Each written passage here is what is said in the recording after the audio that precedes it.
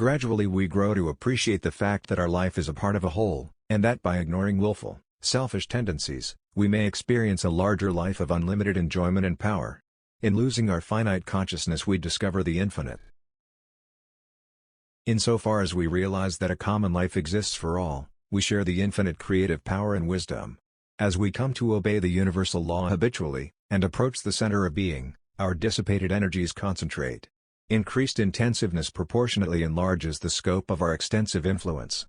Experience evolves what thought involves. Impression reacts in expression.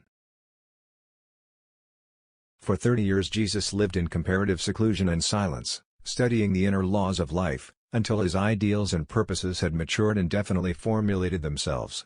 Even after entering upon more active, aggressive work, he frequently retired to the wilderness, into mountain solitudes, to listen to the inner voice. He cultivated intuitive perception and receptivity to spiritual impressions until he lived in constant communication with the source of wisdom and power, the absolute principle, the Father. True education consists far more in rendering the mind susceptible to impressions, than in accumulating knowledge of facts. Such knowledge is of comparatively little value as an end in itself, but should be sought mainly with reference to the broader purpose of acquiring thought tendencies that will enable one to rise to higher states of consciousness, and obtain truer, more comprehensive views of life.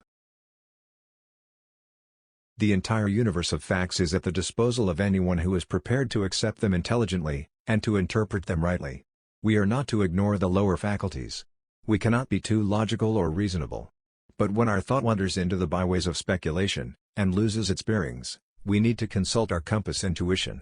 The intuitional faculty should rule our lives.